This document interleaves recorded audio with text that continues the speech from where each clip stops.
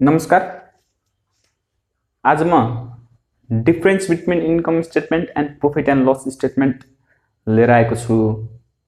अब हामीले +2 या फिर ब्याचलर्स पढ्दाखेरि ब्यालेन्स सिट बनाउनु अगाडि कहिले प्रॉफिट एन्ड लस एकाउन्ट बनायौं त कहिले इन्कम स्टेटमेन्ट भनेर पनि बनायौं। अब खासमा त्यति बेला हामीले एउटै हो भनेर दिएम दनगा हैन, तर इन दुईटा बीच खास फरक के छ त?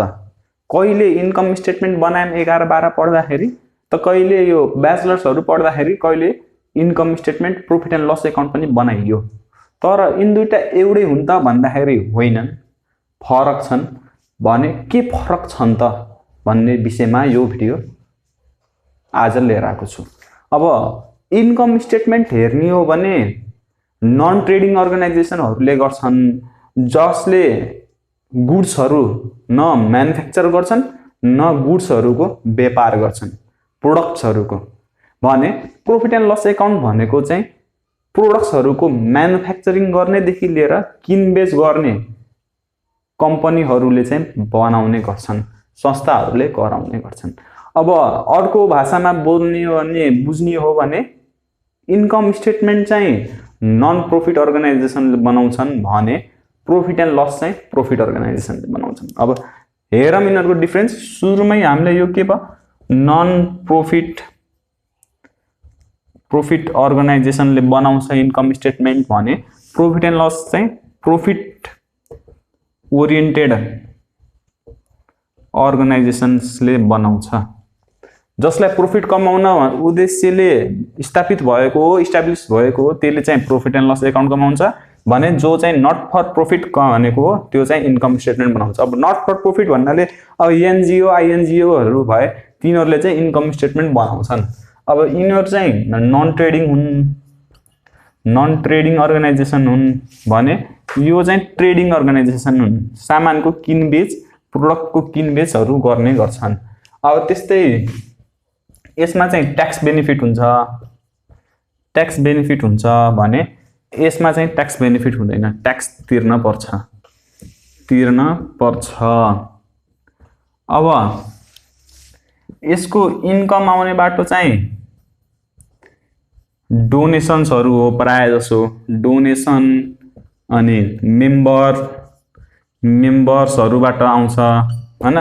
भने अब यसको इन्कम आउने सोर्स चाहिँ सेल्स हो, sales of goods and services.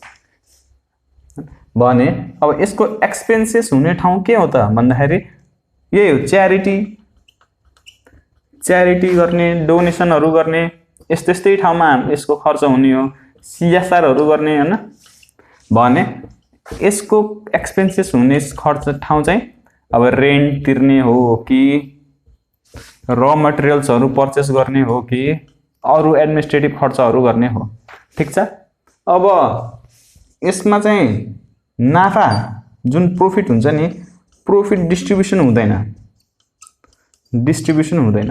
अब प्रॉफिट त यसमा हुँदैन, अब प्रॉफिट भन्ने नै हुँदैन हैन, सरप्लस अमाउन्ट भनिन्छन्। तर अब एक तरिकाले जुन त्यो एक्सेस अमाउन्ट हुन्छ नि त्यो चाहिँ मेम्बरहरुले चाहिँ स्टेक होल्डरहरुले चाहिँ लैजान पाउँदैन क्या। भन्न खोजेको जुन यो प्रॉफिट एन्ड लस, जुन यो प्रॉफिट ओरिएन्टेड कम्पनीमा प्रॉफिट एन्ड लस प्रॉफिट भयो भने डिभिडेन्ड लैजान्छ नि, डिभिडेन्ड शेयर होल्डरहरुले डिभिडेन्ड पाइन्छ हैन टु शेयर होल्डर्स।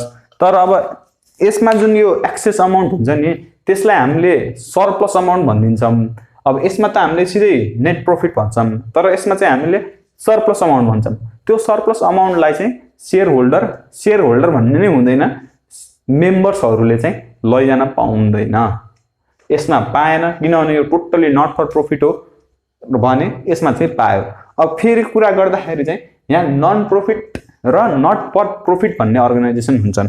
अब प्रसंग आउँदाखेरि मैले यो पनि थप्न चाहे, यो नट फर प्रॉफिट र नन प्रॉफिट भन्ने अर्गनाइजेसनमा एकदमै सानो फरक हुन्छ। अब यो नन प्रॉफिट अर्गनाइजेसन भनेको चाहिँ हजुरसँग केही चार्जै लिँदैन क्या, विदाउट एनी चार्ज, फुल सर्भिस, फ्री सर्भिस, हजुरलाई फाइदा हुने सर्भिसहरु दिन्छ। अब भने यो नट फर प्रॉफिट अर्गनाइजेसनले चाहिँ मिनिमम चार्ज लिन्छ र हजुरलाई सर्भिस दिन्छ। अरू जस्तो एकदम धेरै चार्ज पनि लिँदैन, जस्ट मिनिमम चार्ज लिन्छ, जुन चार्जले गर्दाखेरि चाहिँ उनीहरूलाई सस्टेन हुन सकोस् र हजुरलाई एकदम क्वालिटी सर्भिस चाहिँ प्रोभाइड गर्छ। अब यही हो हाम्रो यो इन्कम स्टेटमेन्ट र प्रॉफिट एन्ड लस स्टेटमेन्टको डिफरेन्सेसहरू मुख्यतः। अरूहरू पनि हजुरले थप्न सक्नुहुन्छ। हस् त आजलाई यति।